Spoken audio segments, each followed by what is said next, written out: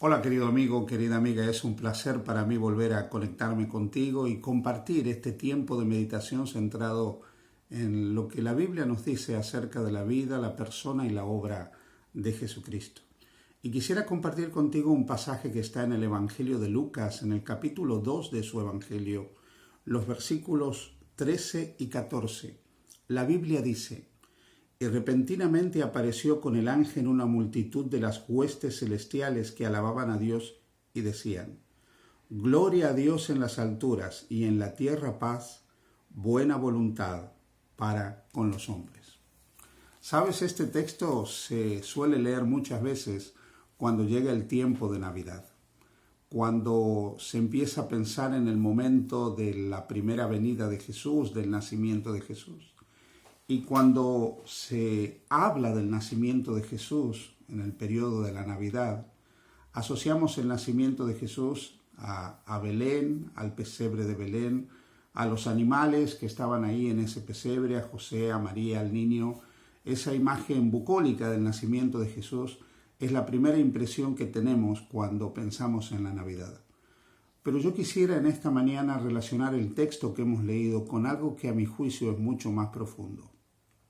Y es el mensaje que Dios nos quería dar a cada uno de nosotros a través del nacimiento de Jesús. Tristemente, miles y miles de años atrás, este mundo vivió la entrada del mal, del dolor y del sufrimiento. En un momento de la historia de la salvación, el ser humano se alejó de Dios. El ser humano se apartó del proyecto y del propósito de Dios para la vida de este mundo. Y tristemente este mundo que fue creado para que sea un jardín con rosas sin espinas, se transformó en un mundo donde también habría espinas, aunque también rosas. Tristemente este mundo que fue creado para que existiera alegría y felicidad permanente, se transformaría también en un mundo donde habría dolor, tristeza y sufrimiento, que acompañaría también los momentos de alegría que continuarían existiendo para la vida de cada uno de los habitantes de este planeta. A partir de la entrada del mal, del dolor y del sufrimiento, lo que nosotros llamamos el pecado, a partir de ese momento, el ser humano vivió entre la alegría y la tristeza, entre el placer y el displacer, entre el bien y el mal, entre lo correcto y lo incorrecto, entre lo bueno y lo malo. Lamentablemente, a partir de la entrada del pecado, empezamos a vivir esa dicotomía entre la voluntad de Dios y lo que no es la voluntad de Dios, entre lo que es el plan de Dios y lo que no es el plan de Dios. Pero lo más triste, o por así decirlo, una de las cosas más tristes de la entrada del pecado, es que los seres humanos perdimos la paz. Perdimos la paz en la relación con nuestros semejantes, porque como resultado de la entrada del pecado, esa pérdida de la paz se manifestó en la agresión de unos hacia otros, culpabilizando a otros, aún por nuestros propios actos, por los propios errores que nosotros cometíamos. Esto lo vemos perfectamente reflejado cuando Dios interpela a Adán luego de la caída en el jardín del Edén y le pregunta por qué ha hecho lo que él había hecho. La respuesta automática de Adán es que la responsable de sus actos era Eva. El ser humano, por causa del pecado, empieza a proyectar su responsabilidad en otros, sus culpas en otros, hace a otros responsables de sus propios actos. Y eso lo lleva a que no tenga paz con el prójimo, porque en el prójimo busca el culpable de lo que él es.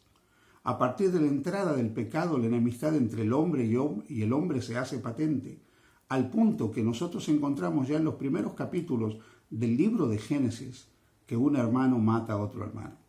La paz se pierde.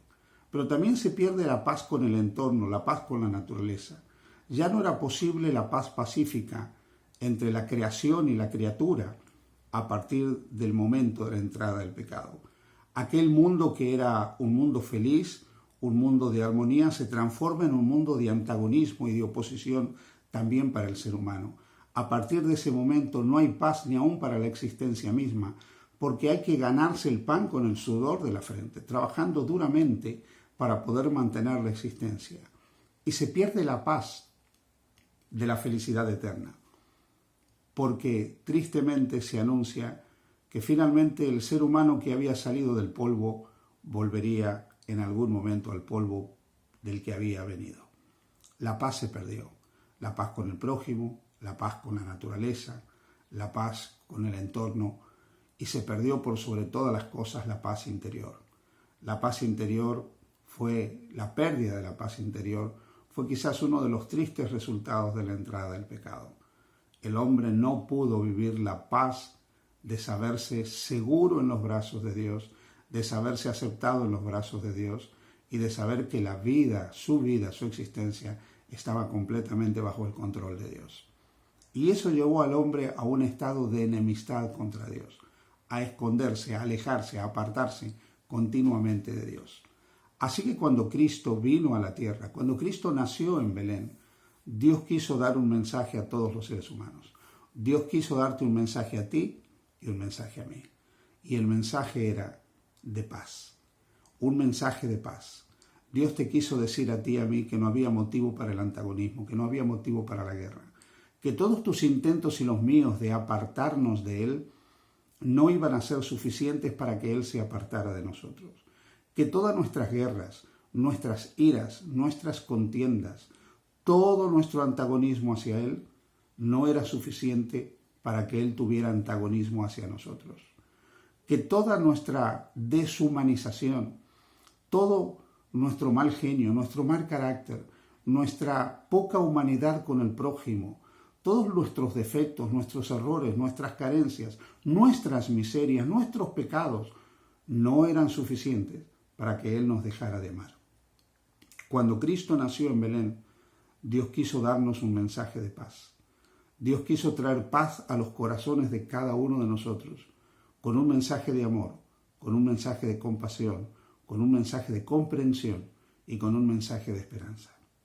Cuando Cristo nació en Belén, Dios quiso anunciar paz entre el cielo y la tierra, transmitirnos que el conflicto para Él estaba completamente terminado, que el conflicto para Él ya no existía, que no era nuestro enemigo, sino nuestro amigo, un amigo eterno en el cual podemos confiar plenamente.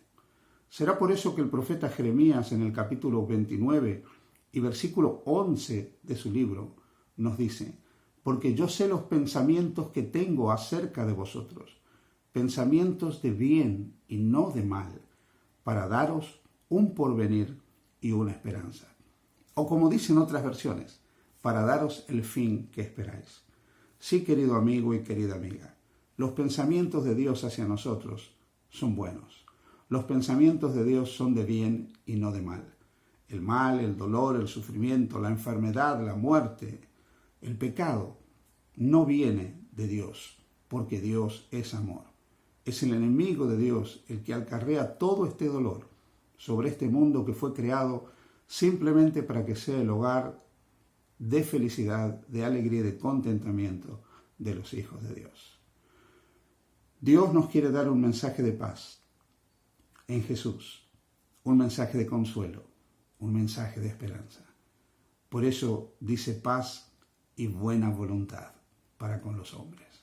Desde el momento que Cristo vino a esta tierra, Dios ha querido manifestar como nunca antes en la historia de la salvación su buena voluntad para con cada uno de nosotros. Esa voluntad de Dios es que tú y yo tengamos paz en el corazón, aceptando su amor, aceptando su perdón, aceptando su misericordia.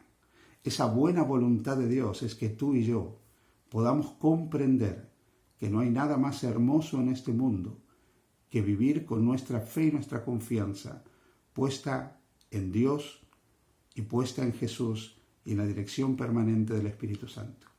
Esa buena voluntad de Dios es que nosotros comprendamos que nuestra vida está segura en los brazos eternos de aquel que nos creó y que nos ha amado con un amor entrañable desde toda la eternidad, con un amor tan fuerte, con un amor tan intenso, que lo llevó a entregar a su Hijo Jesús como muestra de ese amor eterno por cada uno de nosotros.